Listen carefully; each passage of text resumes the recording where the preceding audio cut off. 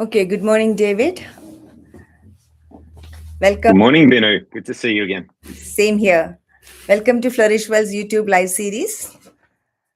So, we are happy to welcome Mr. It's David Bord, a co founder of Wellbeing Distillery, Melbourne, Australia, in this series. So, today we are exploring an important and timely theme, the role of school counselors in building flourishing schools. And we are so happy to have you with us, David, today.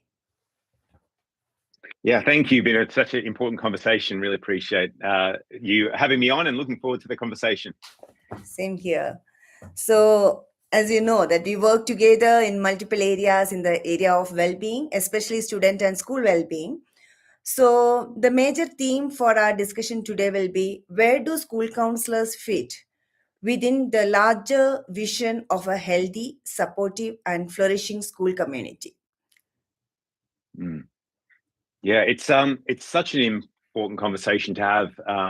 If I can just start, Binu, by it's maybe not the most well-being way to start, but let me start this kind of conversation with a trap that we see, or a challenge, or a problem that, or maybe even a mistake that many schools make that I see with counsellors.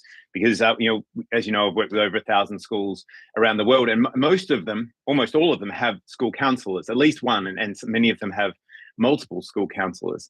And as you know, when a school hires a counsellor, really there are two things that happen in a school. Number one is the counsellor becomes like a critical foundational node in the whole school architecture, kind of a really core part of the whole school system. That's what can happen. But what also tends to happen instead is that the counsellor becomes this outsourcing opportunity for other people just to send their problem to. And the counsellor actually, instead of being inside the system, they kind of sit on the periphery, and they become just a problem solver rather than an integral part of the system. And I think that's a huge mistake, because counsellors they come with such an incredible level of knowledge about mental health, as you know, and a far better understanding of mental health than a typical maths teacher or a science teacher or whatever. So they have this asset. And when they're placed on the periphery as kind of just a problem solver or someone we refer problems to, we really miss an opportunity for them to be placed at the heart of a school, where really they can do this amazing work to help spread their influence through the system. And so, so I have huge respect for the work counsellors do, but unfortunately, we see so many of them are kept on the periphery rather than inside of the system. So probably maybe the way I'd say this, Binu, is that a school counsellor is not a wellbeing strategy, right? They're a critical piece of one, but just because you've got a school counsellor, that does not mean you've got a good wellbeing strategy. Is that what you see as well? Yeah, I totally agree because most of the time they're kept in the periphery. If I say, the number of schools they give that they bring counselors to the mainstream, it's very few. The people who really understand the value of a counselor, the impact they can create in the school environment, that is very, very few. And yes, it is improving, the systems are building, but still we need to educate the school management a lot to bring counselors to the forefront, because the way they can bring holistic development to the school, holistic well-being to the school, and that affects Right. every cell of the school. Yeah, it's high time that Yeah. we need to build on that. Yeah, I agree. And I think there's another problem that comes with this as well, and that is that schools that place the counsellor on the periphery really see them, as the person who does all of the wellbeing problem solving. And often, one of the unintended negative consequences of having a good counsellor is that we outsource all of the problems to the counsellor, and the leadership and teachers just think their job is just to teach kids, and any problem we just send away, and so wellbeing becomes the problem of the counsellor, which it's clearly not. As you and I both know, the most flourishing schools in the world are where wellbeing is the responsibility of every adult in the school, where every lesson is a wellbeing lesson, where leadership take on responsibility for wellbeing of students. That's what a flourishing school looks like. And sometimes, unfortunately, people like you, Ben, who are very good at their job, we see you as a way to just outsource the problem, and that's another trap that schools can fall into. So as you said, we have to make sure that that wellbeing is placed at the centre of a school to do this well, and a counsellor is a big part of placing it at the centre of the school. Yeah, for that, I believe, the amount of autonomy the schools give it to counselors, that has to improve. Because when there is autonomy in decision making, when there is autonomy in making Yeah. decisions related to student well-being, the counselors has to bring to the forefront of the school's activities. Because if the counselor felt that the child needs referral, and there has to be some confidentiality maintained in that particular case, that is where the counselors are struggling a lot in Indian scenario. When I talk to counselors, they feel like they need to reveal it to many people, which is beyond our not beyond, which is against our ethical standards. So that is where schools Mm, needs to understand that, to give that autonomy for them to make the decision, because ultimately it is for the benefit of the child and for the school, not just for the power struggle inside the school. yeah. Yeah, and I think a way to think about this ethical side of things, Binu, is that the school counsellors hold a unique data set, right? Every school counselor in any school really sitting on this amazing longitudinal data set. It's pattern dense. They see things that other people don't see because of what they're exposed to. They see challenges students and staff maybe are presenting with, cohort dynamics, family pressures, timing patterns throughout the school year.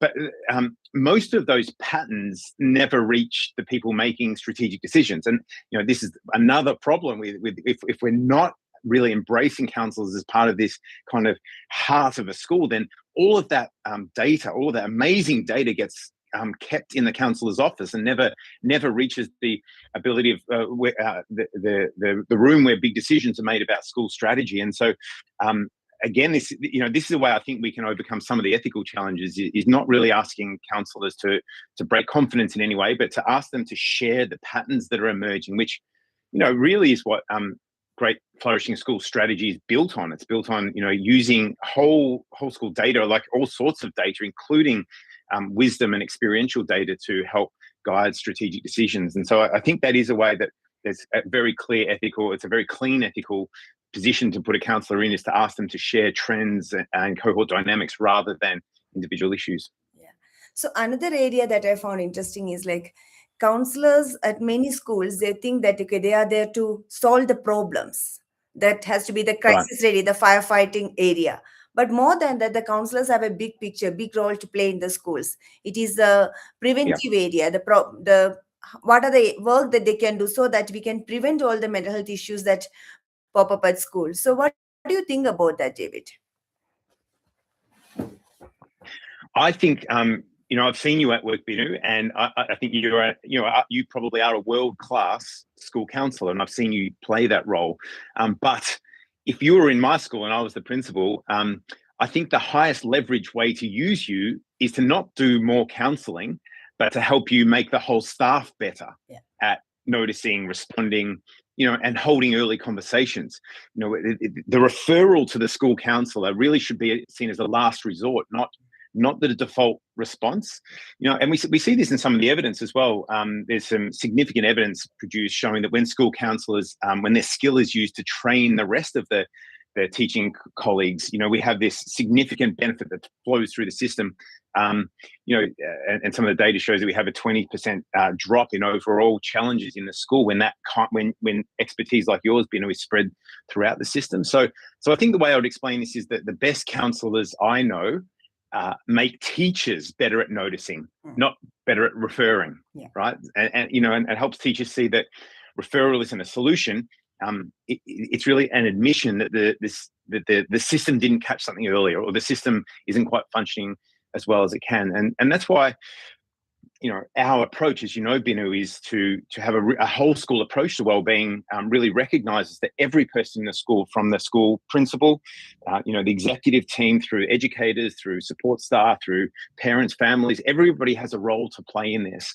And we can't just see the role of the counsellor as the wellbeing thing. When they're at their best, what they're doing is spreading their expertise throughout the system by elevating the capacity of everybody in the system. Yeah, that just to connect with that, there is in India, there is something called Sainik schools, that is military schools, have been invited to take a series of sessions for all the teachers across India to strengthen them to how to identify early warning signs and to prevent it at that level before it is going to the next level.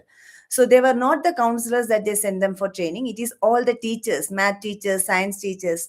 That is where real prevention and the real well-being of the school actually takes shape. So I really, Yeah. really appreciate, and also I really want to encourage all the schools to take that step, train the teachers, build them crisis ready, not to like refer, like you said, it is not referral is not the job. It is them to prevent it before it comes to that referral level. Right. Thanks, David, for that. Yeah. Yeah. And can I just put another tiny spin on that as well, Binu? Like I love that approach and completely endorse that. But also there's another narrative that we share with educators, and that is that, you know, of course their role is kind of a frontline mental health preventative person. You know, they're not trained, they're not highly trained in mental health, issues and challenges and supportive. So then their goal is not to deal with clinical issues or to be a counsellor. Their job is to teach maths, but they are a frontline, and so giving them some preventative, proactive skills that help, prevent issues before they arrive is key. But also, another message we share with them is that when you do this with students, when you embed proactive, preventative strategies, evidence-informed, wellbeing science-informed strategies into your pedagogy, you also enhance the effectiveness of your craft. You become a better teacher because students feel more engaged, and there's less distress in the class, and there's greater relationships and a higher level of engagement. So these proactive preventative strategies are partly a mental health strategy, but they're also partly just great teaching. And so there's this really cool way to get teachers invested in this, is to share with them the fact that if every lesson becomes a wellbeing lesson, because pedagogy is informed by wellbeing science, not only do we have healthier kids, but we have kids that learn better and teachers that are teaching better. So what do you think, David, from your experience of working with more than 25 countries, the schools in more than 25 countries, and sitting in Dubai councils, School of Education things? So what do you think that is one role that if you empower counselors, that can make a difference? Yes, counselors, I always say that counselors are not handling one role. They are sometimes a friend, mother, teacher. So multiple roles they handle. But what is one thing that they can do differently that can change the whole perspective about the work, or to strengthen sorry. I think I'd probably go back to this point about the shift that counsellors should see in themselves, and that school leaders need to see in counsellors as not reactive colleagues, but really system thinkers, to be part of the strategic system thinking. The traditional positioning of the counsellor is kind of like the ambulance at the bottom of the cliff, right? Isn't it? The kid falls off the cliff, and there's a counsellor at the bottom to catch the kid that's fallen off the cliff. But the reframe we're really sharing is that the counsellor becomes the fence designer, if you like, so that students don't fall off the cliff, or the path plan, or the guardrail builder. The most strategic counsellors we work with spend probably more time with the executive leadership team than they do with students. And maybe it's a 50-50 split. They still do a lot of work at the acute, really pointy end of mental health challenges, but half of their time they're spending advising executives and training teachers. I think this is where we get the biggest bang for our buck. And I think this is very consistent with what we're seeing globally around the world with this idea of multi-tiered systems of support, right? So we have tier one, the universal support that all students and all humans need, really. Then there's tier two, which is targeted support, and tier three, which is the really intensive interventions where we identify students that are really at risk. But when you stack these up, you allow counsellors to be involved at each level, that's where you get, I think, this is the biggest change. And this is the biggest wish that I would have for schools in Australia, internationally, in India, is that we firmly embrace a three-tiered approach to mental health, and that counsellors are invited to contribute specifically and explicitly into each of those components. Yeah. So just to add to that, David, a good leadership is the key or the backbone of empowering counselors and also bringing that holistic change to the school. I got blessed by working under an amazing visionary leader, and the way that he supported counseling and understand counseling, because before supporting, the leaders need to understand what it is and how much we can contribute to the growth of the school. So that is where the change happens. And if the leader is not a visionary, if the leader cannot understand the value of Mm, school counseling, and then it is very difficult, because that becomes, then the counselor's job becomes just a role like any other role. Because mm, counselors is not, like I always say, it is not just a job, it is actually a calling, it's actually much more. Because in psychology we use a term called tabula rasa. When a child was born, the child's mind is like empty slate. So everything that is written in the future, in the days of that development, that is going to make a difference. So when the child is at school from age 3 till age 18, so if counselors and if all the teachers, if they can write all good things and transform the child, that is an amazing responsibility that we get. mm. Yeah. Yeah, yeah, I think so, Binu, and I think this. I mean, it's this kind of skill set language that you're speaking with here that is exactly the point I really want to make strongly today. That it's great that you have that, but it's a disaster. It's a real shame if that language that you're using is kept only in the counselor's room Mm. and only used to support kids who are really struggling. Of course, it needs to be there as well, but we want this language, this perspective, this level of understanding mental health to be impacting every single lesson of every single classroom every single day, and that's where the big change can happen. And and I just want to, if there are any heads of school leaders listening, the tendency for them is to think, if we give Binu 5 hours of time with the executive, that's 5 hours of time they're not counselling kids, and that's a problem. But what we've seen, over the last 20 years is the 5 hours with the executive has a huge return on investment when you're able to share this perspective. When we shift to schools perspective, where as we're seeing in Australia, India, around the world, there's this real recognition that we have to start placing wellbeing right at the heart of a school. It's not a secondary consideration anymore. And in fact, this conversation around wellbeing versus learning, which 20 years ago was real. A lot of schools used to think, any time and energy spent in wellbeing is detracting from learning, or school leaders would sometimes say to me, David, I really like this wellbeing thing, but we're an academic school.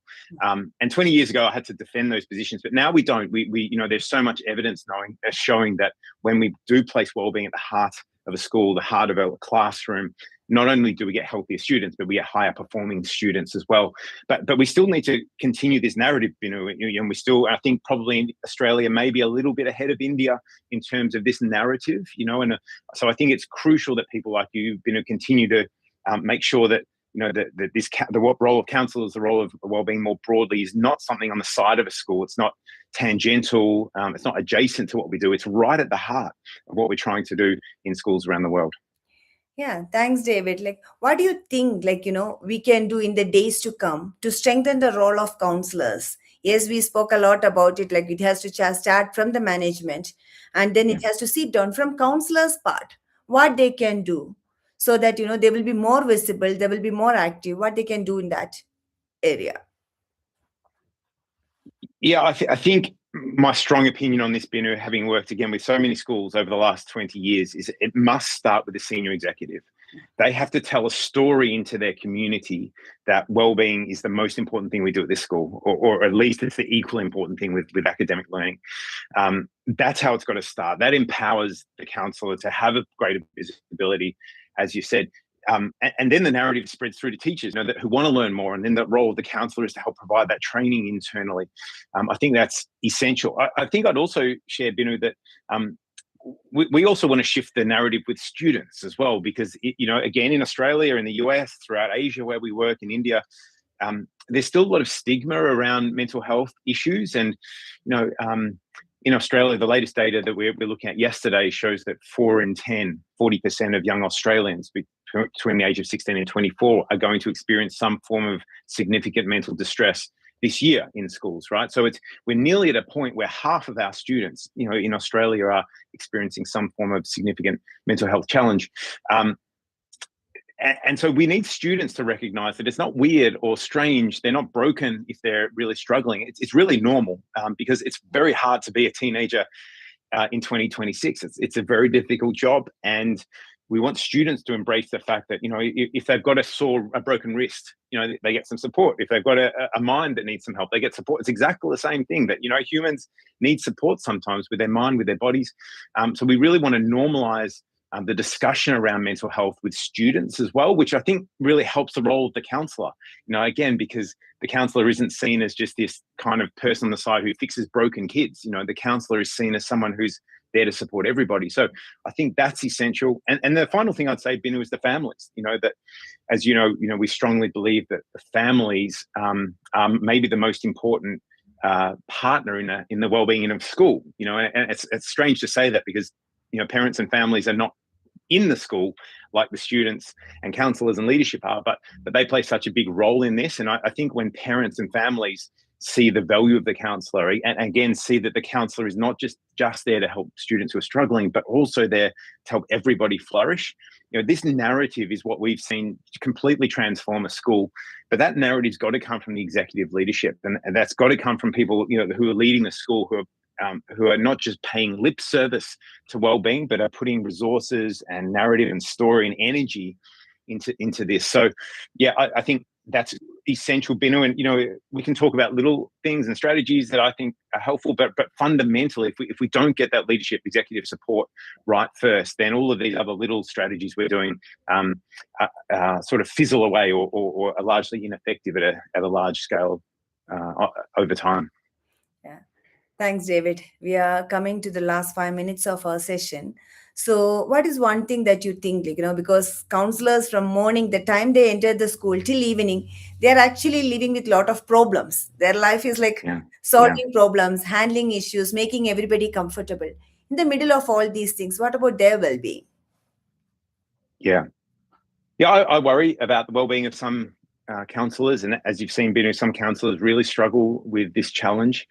I think sustainability, or the mental health of the counsellor over a long period is again part of this problem, where part of this challenge of disseminating the responsibility of managing mental health challenges, and with managing flourishing opportunities. So we want to have this idea of flourishing and mental health all in the same conversation, and so we only protect the role of the counsellor if we all take on this role that it's everybody's responsibility. That it's well-being or ill-being is not the counsellor's role. They're just one person who's contributing to this, but it's everybody's role. And I think that's the only way that we're able to make sure that people like you, Binu, are able to make long-term impact over a long period without taking on all of the challenges themselves. So that would be my angle. But I mean, you've been in the seat much more than I have been in that particular role. What do you see as ways that counsellors are able to protect their own mental health?